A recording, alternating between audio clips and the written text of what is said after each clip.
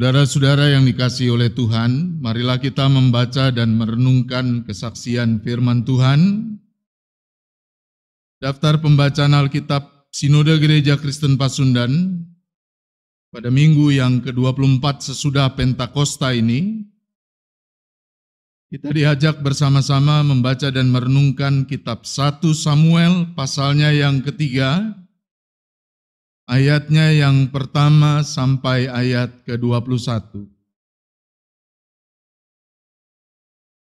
1 Samuel pasalnya yang ketiga, ayat pertama sampai ayat ke-21.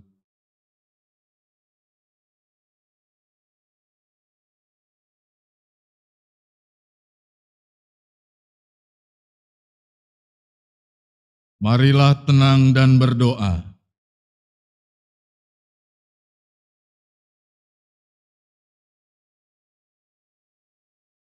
Bapa kami yang di sorga,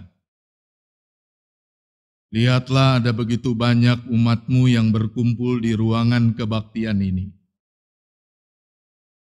Sebagian datang dengan hati yang penuh sukacita,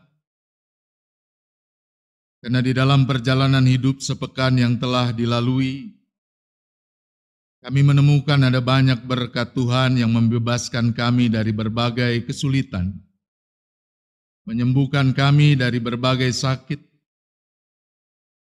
dan untuk itu ada banyak kebahagiaan yang kami alami.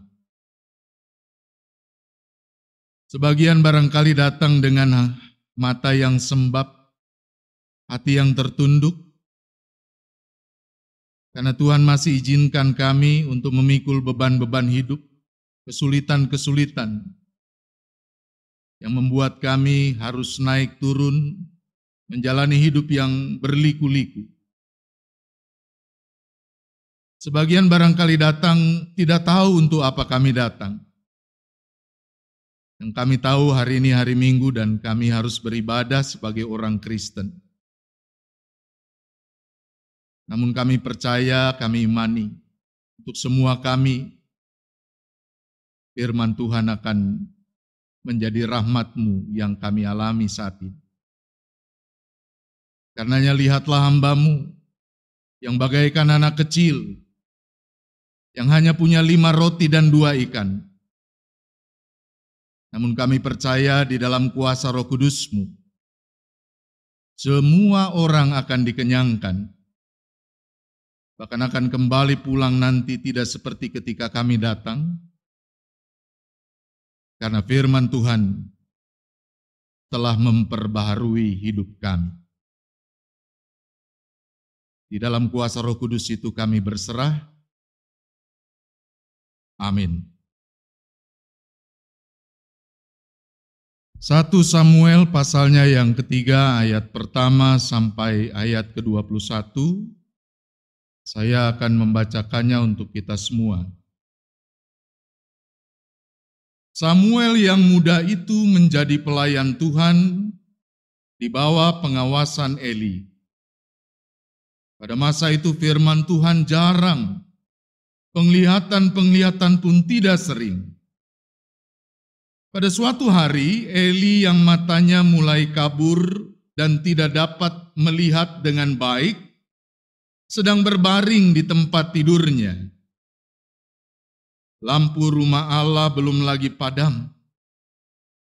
Samuel telah tidur di dalam bait suci Tuhan, tempat tabut Allah. Lalu Tuhan memanggil, "Samuel, Samuel." Dan ia menjawab, "Ya, Bapa." Lalu berlarilah ia kepada Eli serta katanya, "Ya Bapa, bukankah Bapa memanggil aku?" Tetapi Eli berkata, "Aku tidak memanggil, tidurlah kembali." Lalu pergilah ia tidur dan Tuhan memanggil Samuel sekali lagi. Samuel pun bangunlah, lalu pergi mendapatkan Eli serta berkata, "Ya Bapa, bukankah Bapa memanggil aku?" Tetapi Eli berkata, "Aku tidak memanggil anakku, tidurlah kembali." Samuel belum mengenal Tuhan. Firman Tuhan belum pernah dinyatakan kepadanya. Dan Tuhan memanggil Samuel sekali lagi untuk ketiga kalinya. Ia pun bangunlah lalu pergi mendapatkan Eli, serta katanya, "Ya Bapa, bukankah Bapa memanggil aku?" Lalu mengertilah Eli bahwa Tuhanlah yang memanggil anak itu. Sebab itu berkatalah Eli kepada Samuel, "Pergilah tidur, dan apabila ia memanggil engkau, katakanlah, berbicaralah Tuhan, sebab hamba-Mu ini mendengar." Maka pergilah Samuel dan tidurlah ia di tempat tidurnya. Lalu datanglah Tuhan berdiri di sana dan memanggil seperti yang sudah-sudah, "Samuel, Samuel." Dan Samuel menjawab, "Berbicaralah, sebab hamba-Mu ini mendengar." Lalu berfirmanlah Tuhan kepada Samuel, "Ketahuilah aku akan melakukan sesuatu di Israel, sehingga setiap orang yang mendengarnya akan bising kedua telinganya. Pada waktu itu aku akan menepati kepada Eli segala yang telah kufirmankan tentang keluarganya, dari mula sampai akhir. Sebab telah kuberitahukan kepadanya bahwa aku akan menghukum keluarganya untuk selamanya karena dosa yang telah diketahuinya, yakni bahwa anak-anaknya telah menghujat Allah, tetapi ia tidak memarahi mereka. Sebab itu aku telah bersumpah kepada keluarga Eli, bahwa dosa keluarga Eli takkan dilepaskan dengan korban sembelihan atau dengan korban sajian untuk selama-lamanya." Samuel tidur sampai pagi, kemudian dibukanya pintu rumah Tuhan. Samuel segan memberitahukan penglihatan itu kepada Eli. Tetapi Eli memanggil Samuel, katanya, "Samuel anakku."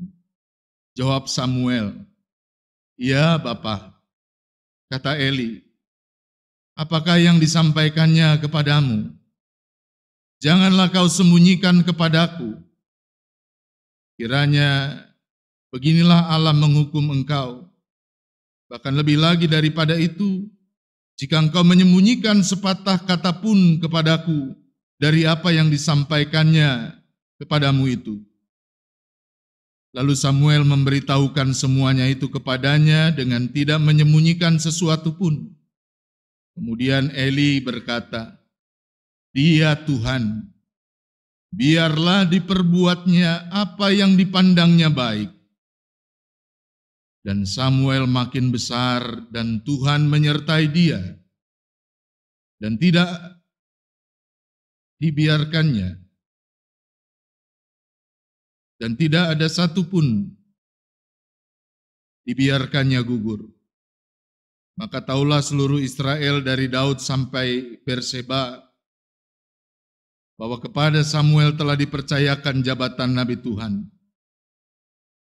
Dan Tuhan selanjutnya menampakkan diri di Silo, sebab ia menyatakan diri di Silo kepada Samuel dengan perantaraan firman-Nya. Amin. Saudara, sampai sedemikian jauh pembacaan kesaksian firman Tuhan. Berbahagia setiap kita yang mendengarkan firman Tuhan dan memeliharanya di dalam kehidupan. Terpujilah nama Tuhan. Haleluya.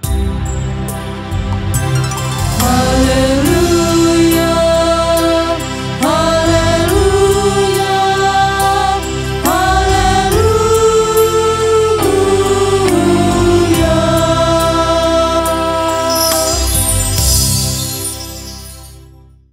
Saudara, salam. Jadi saudara, tadi Ibu Penatua meminta saya untuk memperkenalkan diri.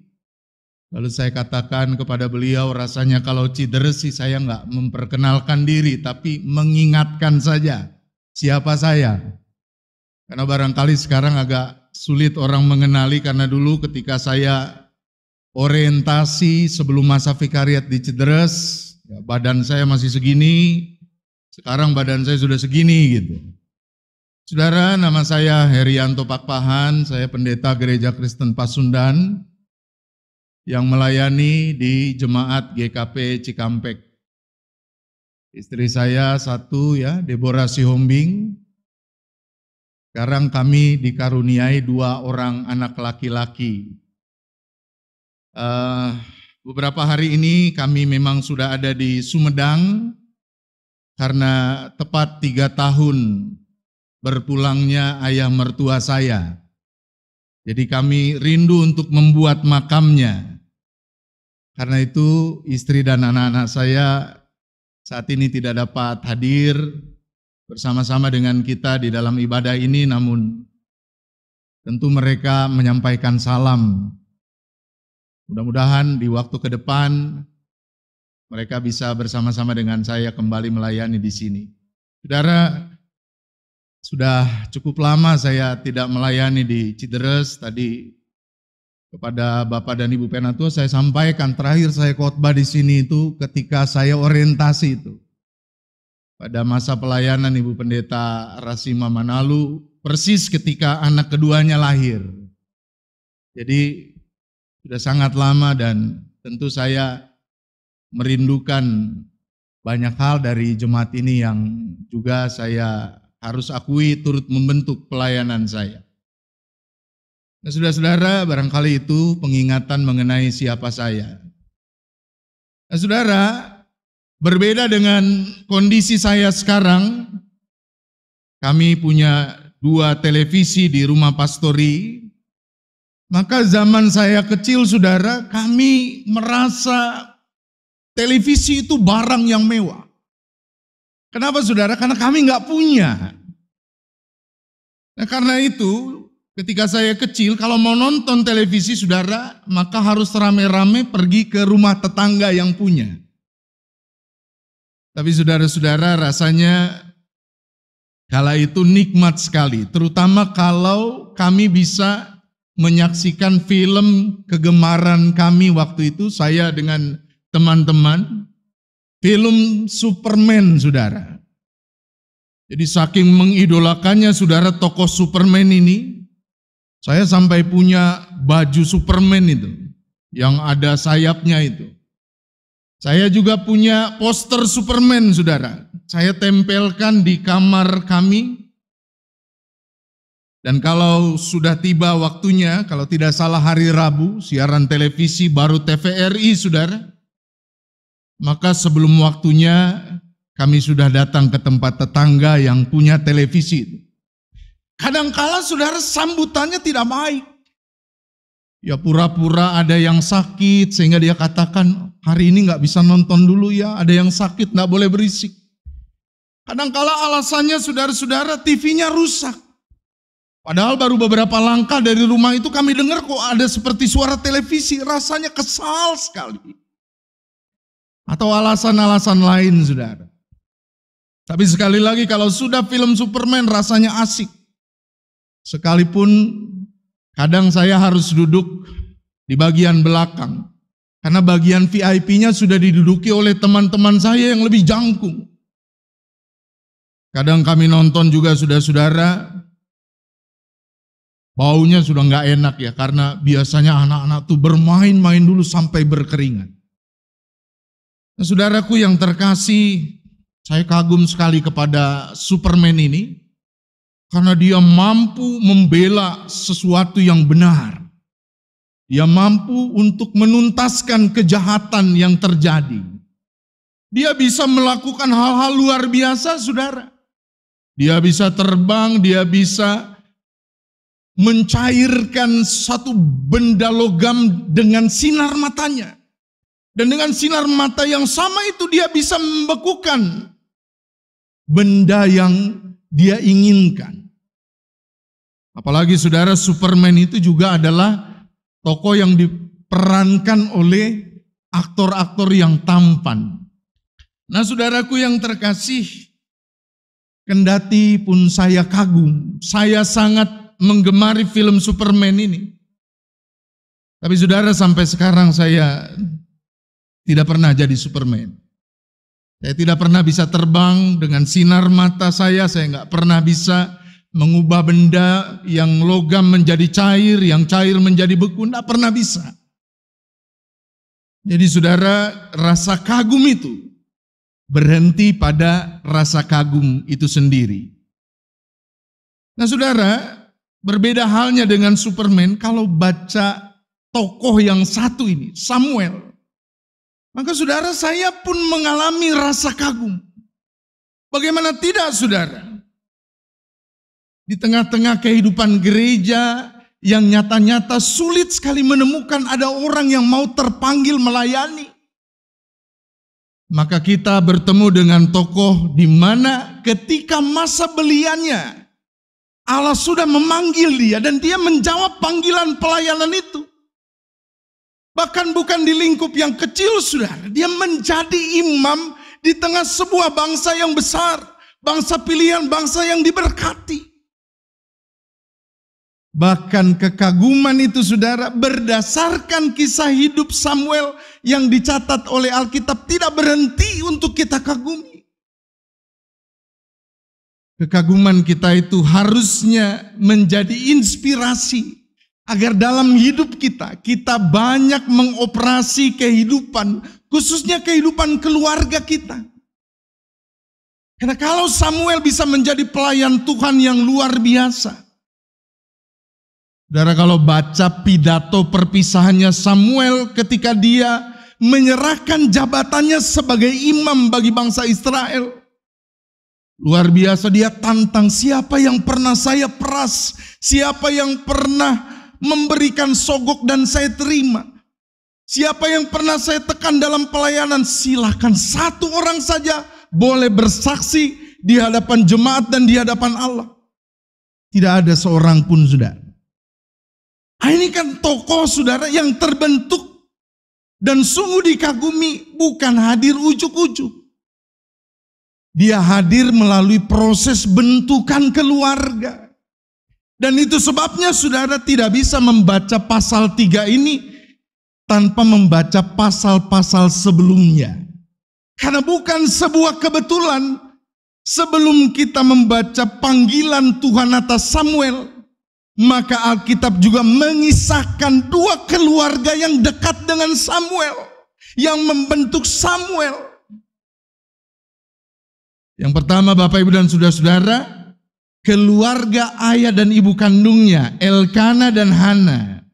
Dan yang kedua keluarga dari ayah rohaninya, yaitu Imam Eli. Dan dari dua keluarga ini saudara,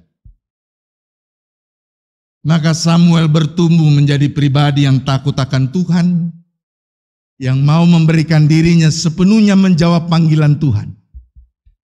Nah Bapak Ibu dan Saudara-saudara, saya mencatat beberapa hal yang bisa dibagikan di dalam kebaktian ini menjadi renungan bagi kita. Khususnya sekali lagi, di dalam upaya kita mengoperasi keluarga kita masing-masing. Keluarga itu kan saudara tempat yang sangat vital.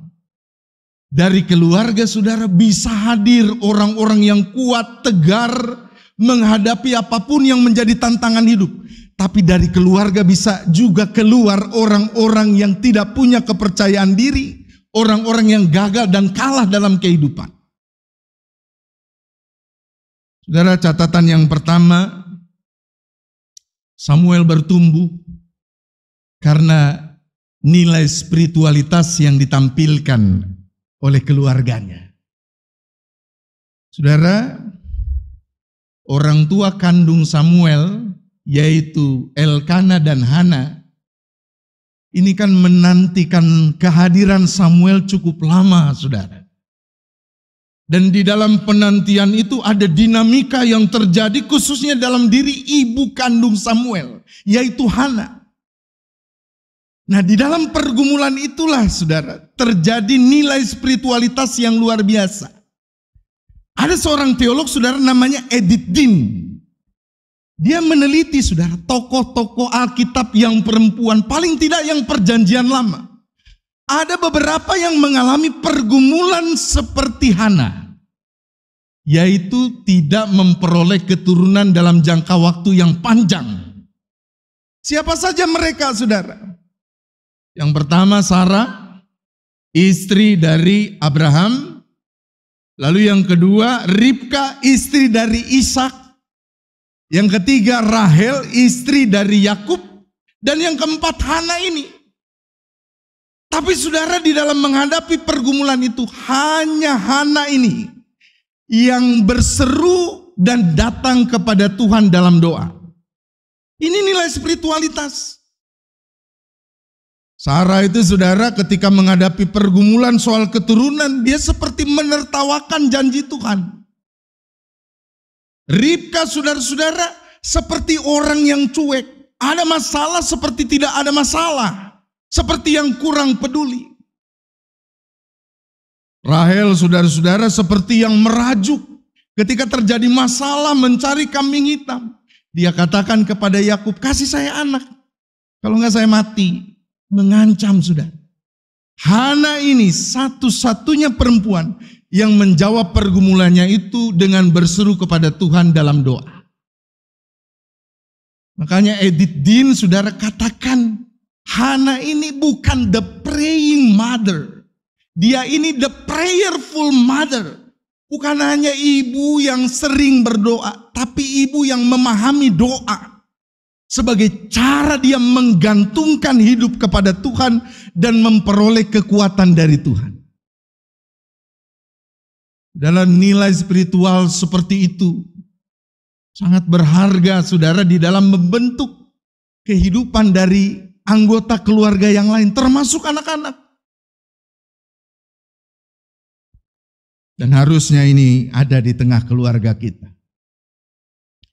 Dulu ketika masih kuliah, saudara, saya pernah mengikuti mata kuliah teologi sosial.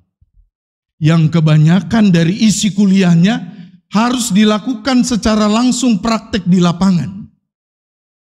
Saudara, saya ditempatkan di sebuah desa di tepi Waduk Kedung Ombo. Saudara, Waduk Kedung Ombo itu kan waduk besar, saudara, ya, pembangkit tenaga listrik yang cukup besar di Jawa juga. Nah, saudara, waktu itu saya pikir, wah pasti daerahnya itu sejahtera, daerahnya makmur gitu. Tapi ketika saya tiba di sana, penduduk di sana saudara sangat miskin, hidupnya sangat memprihatinkan. Bayangkan saudara, saya harus ikut bersama-sama dengan mereka bertanam jagung. Karena orang-orang di desa itu tidak bisa makan hanya nasi. Saking miskinnya harus dicampur jagung. Dan saya harus ikut menanam itu. Saya ini Bapak Ibu Saudara adalah anak laki-laki satu-satunya di tengah keluarga. Saya ini orang Batak. Jadi oleh keluarga, oleh ayah dan ibu saya agak dimanja dulu. Dulu saudara kulit saya ini masih putih muda ya. Kalau sekarang ya, sudah putih tua. Agak sopan saudara, jangan kita bilang wah, orang itu hitam gitu ya, putih tua. Ya, saudara, saya nggak pernah tahu itu yang namanya mencangkul. Saya nggak pernah tahu yang namanya bercocok tanam. Tapi di sana saudara, saya harus mau buka baju, kena terik matahari. Kulit saya yang putih muda tadi sampai terbakar. Saudara, kalau mandi harus disendang. Jadi sendang itu mata air biasanya di bawah pohon besar. Dan biasanya kami harus gantian menunggu. Agak jauh saudara ya, jadi kalau teman mandi, biasanya kami teriak, wis rampung rung. Sudah selesai belum? Kalau dia katakan, wes, baru gantian, shift berikutnya. Waktu masih mahasiswa kan saudara agak susah bangun pagi. Jadi saudara, kala itu rasanya berat sekali bangun subuh-subuh gitu. Tapi ketika tinggal di sana, saudara saya nggak perlu alarm. Karena kamar di mana saya tidur itu sudah di sebelahnya persis. Ada kandang ayam, ada kandang kambing. Dan ketika pagi hari, subuh hari, saudara, mereka mulai paduan suara itu. Nggak ada lantai keramik seperti ini, saudara. Yang ada pakai lantai tanah. Dan bayangkan, saudara, di tepi waduk yang besar, pembangkit tenaga listrik. Desa itu tidak ada listriknya. Jadi tiap hari, saudara, kami harus pakai lampu semprong. Masih kenal mungkin ya, lampu semprong itu kalau kita terlalu dekat, yang putih muda bisa jadi putih tua itu ya, kena asapnya yang hitam. Saudara, ada satu hal yang mengejutkan saya dan itu membentuk dalam hidup orang-orang di sana yang miskin. Mereka yang hidup penuh keprihatinan. Ketika malam tiba itu, saudara, mereka berkumpul di lantai tanah itu, mereka duduk bersama. Apa yang mereka lakukan, saudara-saudara? Mereka baca firman. Nah, ada renungan yang dibagikan dalam bentuk buku, apalagi WA, belum ada. Mereka berdoa satu persatu bergantian, saudara, keluarga itu. Dan mereka selalu menutup apa yang menjadi ritual mereka tiap malam itu dengan menyanyikan satu lagu. Saya ini orang Batak, tapi sampai sekarang saya masih ingat lagu itu. Karena saya 1 bulan di sana, lagu itu tiap malam. Jadi lagunya kira-kira begini, Bapak Ibu ya. Gusti Yesus kulo bade, ndere Tuhan selaminyo, ndere manggul salib Tuhan, saja kulo neng donyo. Kulo Tuhan kiataken sageto tahan susah, sampun ngantos kemuritan, sampun cuwo ing mana. Jadi artinya sederhananya, saudara, Tuhan, enggak apa-apa hidup kami susah, enggak apa-apa hidup menderita, tetapi Tuhan, tetaplah sertai, beri kekuatan supaya kami itu mampu setiap pikul salib-Mu. Ini nilai spiritualitas, saudara. Jadi renungan mengenai tokoh Samuel yang kita sangat kagumi ini menilik kepada kehidupan keluarganya. Mari bercermin juga.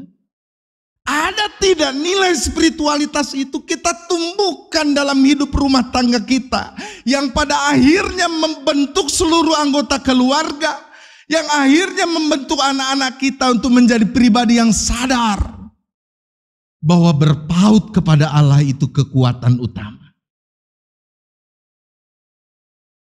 Lalu Bapak, Ibu, dan saudara-saudaraku yang terkasih di dalam Tuhan, hal kedua yang menjadi catatan adalah soal dididik dalam rasa tanggung jawab. Eli melakukan ini dalam diri Samuel. Coba baca kisahnya. Alkitab mengatakan Samuel dari kecil sudah diberi tanggung jawab. Apa tanggung jawabnya? Sederhana kok. Memberikan minyak untuk lampu penerang yang ada di dalam rumah Allah. Dan dia harus menjaga tabut, saudara. Dan itu setiap hari dihadirkan oleh Eli agar Samuel matang dalam tanggung jawab. Saudara, banyak pakar psikologi katakan, kalau anak-anak kita setiap kali dalam hidup ini, segala bentuk pekerjaan, segala bentuk tanggung jawab, segala bentuk peran digantikan semua oleh orang tuanya, maka dia tidak akan pernah menjadi pribadi yang mandiri, apalagi percaya diri. Karenanya saudara-saudara, berikanlah kesempatan itu kepada anak-anak kita. Barangkali memang tidak sempurna pada awalnya, tetapi ketika kita memberikan ruang itu, maka mereka akan semakin matang. Saudara, anak saya itu yang sulung umurnya sekarang 7 tahun, mulai saya ajarkan cuci piring ya. Ketika pertama saudara saya beri kesempatan cuci piring, saya harus ada dekat dengan dia. Karena ketika pertama saudara 3 piring pecah. Dan saya harus jaga saudara supaya dia tidak terluka. Tapi dalam kesempatan berikutnya saya agak jauh. Saya ajarkan kepada dia, kalau nanti ada piring yang pecah tidak perlu disentuh, ambil yang lain saja. Nanti papa yang kerjakan. Kalau ada yang pecah tadi, kamu hadirkan sisanya.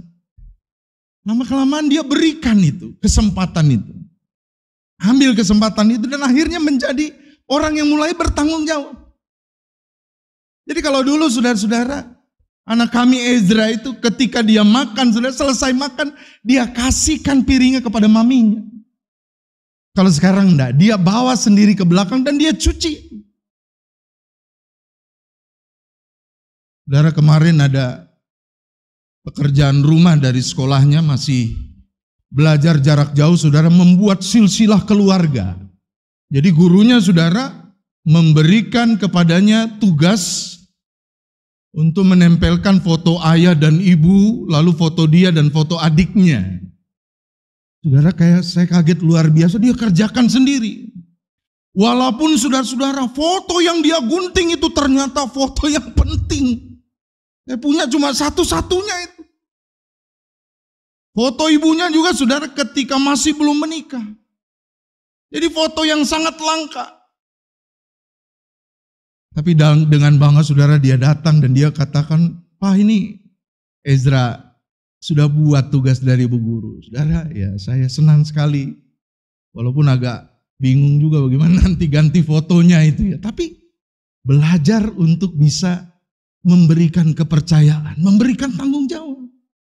Sehingga akhirnya anak-anak menjadi matang. Catatan yang ketiga Bapak Ibu dan saudara-saudara.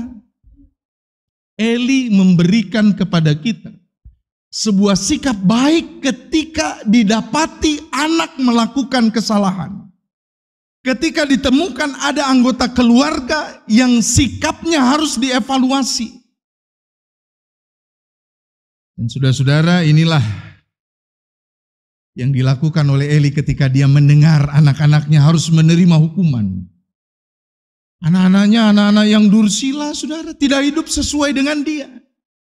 Dan banyak penafsir setuju bahwa salah satu yang membuat anak-anak Eli demikian adalah karena Eli terlalu sibuk berkeliling negeri, mengurusi tugas keimamannya, kurang memperhatikan anak-anaknya. Dan dia sadari ada bagian kontribusi kesalahan dia, sehingga anak-anaknya tumbuh dengan buruk. Jadi saudara-saudaraku yang terkasih, kalau ada kita lihat sikap anak-anak kita yang tidak sesuai dengan harapan kita, mari saudara kita bercermin juga. Apa yang selama ini kita hadirkan. Jangan saudara-saudara kita membela apapun yang dilakukan anak saya, dia harus saya benarkan, keliru. Periksalah diri kita, barangkali memang ada yang kita tanam dan itu keliru. Kali waktu anak saya ini agak terlalu sering main HP. Lalu saya tegur dia. Sekali waktu dia cukup sadar, tapi kapan waktu kembali lagi main HP. Lalu saya katakan kepada dia dengan sederhana, abang gak boleh sering-sering main HP. Lupa belajar. Lalu dia tanya, kenapa papa gak boleh main HP?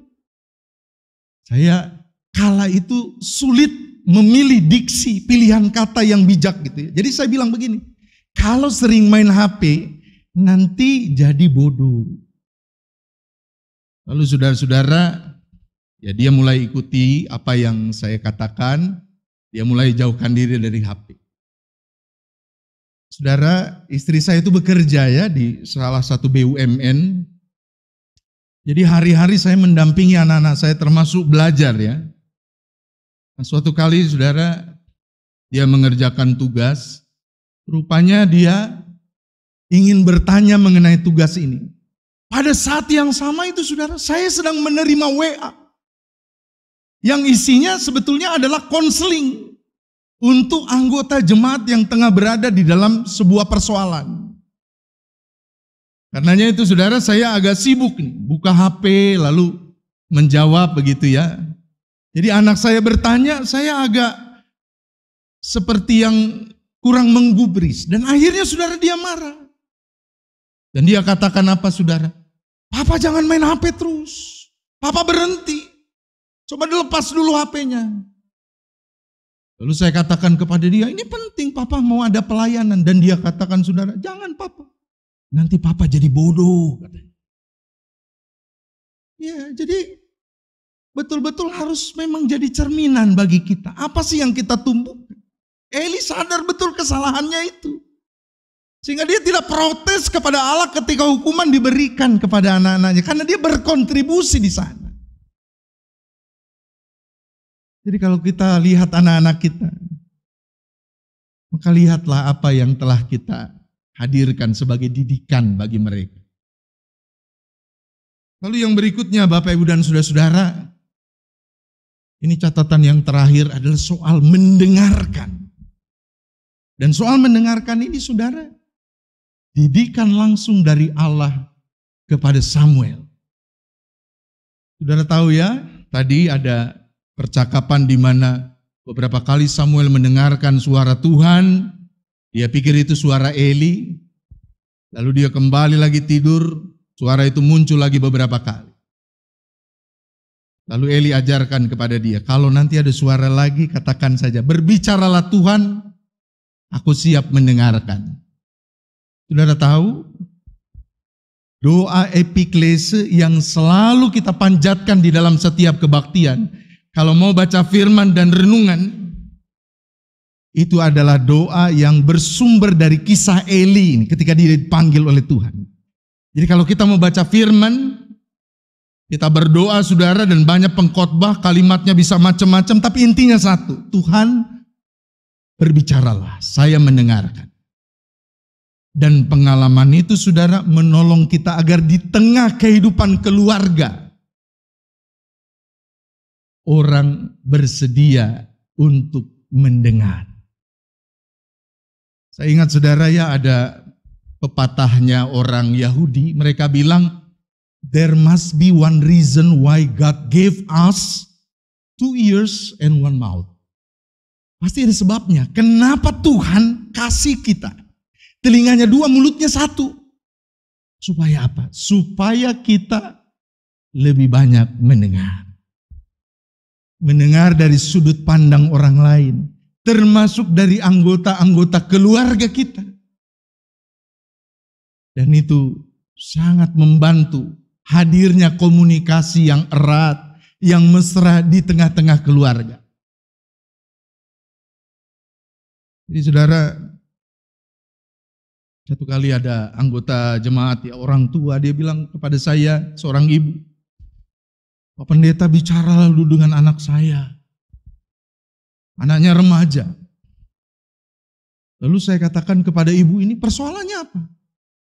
Lalu dia katakan, anak saya ini kok lebih suka ya berbicara di media sosial.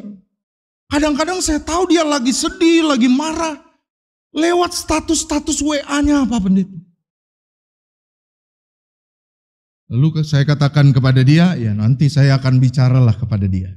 Kepada anaknya itu. Dan saya genapi janji itu. Saya tanya kepada anak itu. Mamanya bicara begini kepada Pak Pendeta, benar enggak? Lalu anak ini katakan kepada saya, benar Pak Pendeta. Saya enggak merasa betah bicara dengan mama. Mama saya bicara 2 kalimat, mama sudah 10 kalimat. Papa juga begitu. Jadi rasanya saya lebih nyaman bicara di media sosial. Saya bisa curahkan semua. Dia nggak betah di rumah saudara-saudara, karena rumah tidak lagi menjadi tempat yang hangat, di mana orang dihargai. Salah satunya adalah ketika dia didengarkan. Jadi coba, kalau sekarang kita menemukan ada anggota keluarga kita yang lebih terbuka kepada temannya, kepada media sosialnya, itu barangkali karena keluarganya sudah kekurangan orang yang bersedia mendengar. Terlalu banyak orang berbicara. Kepada Tuhan pun begitu, saudara. Banyak orang Kristen meyakini doa itu adalah ketika kita bicara kepada Tuhan. Padahal itu bukanlah substansi doa yang sempurna. Karena yang sempurna sebetulnya, saudara, tidak hanya soal kita berseru kepada Tuhan, tetapi ketika kita pun mau mendengarkan suara Tuhan. Ada kalanya, saudara, ketika kita berdoa, tidak ada lagi kata-kata yang bisa keluar. Hanya air mata, saudara, yang menetes. Hanya ada kesediaan untuk mendengarkan apapun yang Tuhan ingin sampaikan. Dan itu juga adalah doa yang indah. Jadi mari Bapak, Ibu, dan saudara-saudara, hari ini kita diberikan cermin yang luar biasa lewat kisah Samuel ini. Saudara, saya tadi sebelum datang ke ruang kebaktian ini juga saya lihat cermin ya. Jadi saya lihat pakaian saya gimana, kira-kira udah rapi atau belum gitu ya. Rambut saya ya walaupun agak jarang-jarang ini, tapi ya tetap disisir gitu ya. Saya lihat lagi kira-kira masih ada nggak kelengkapan liturgis. Kadang-kadang pendeta buru-buru ya, gambarnya kurang pas, yang satu agak ke atas, yang satu agak ke bawah, dirapikan.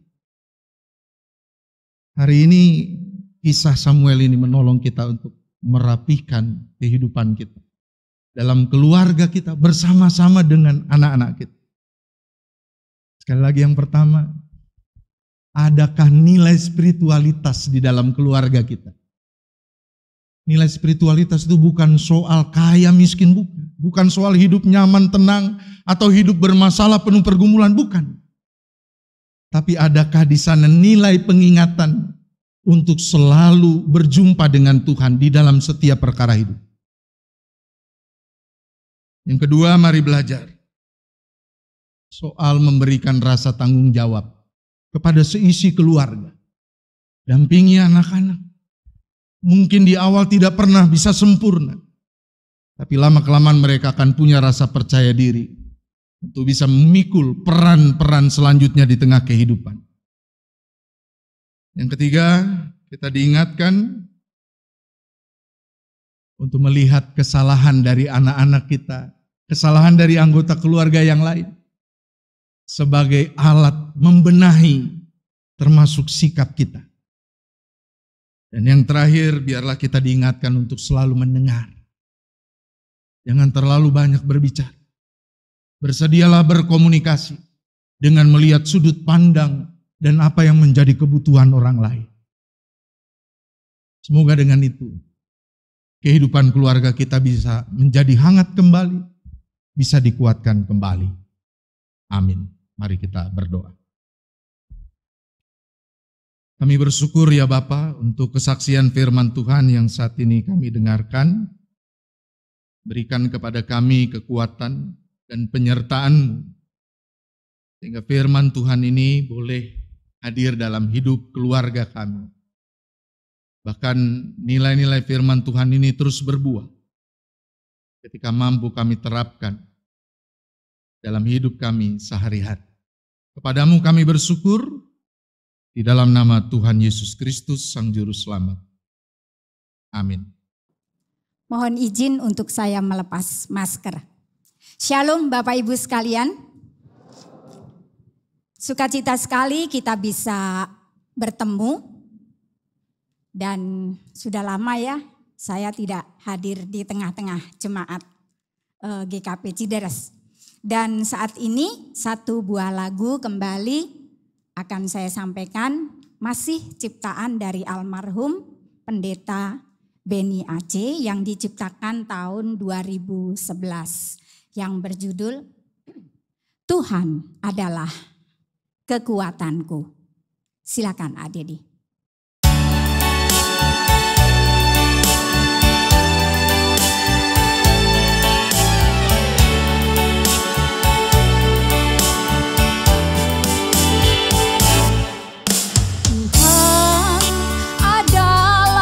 Kekuatanku, padanya hatiku percaya.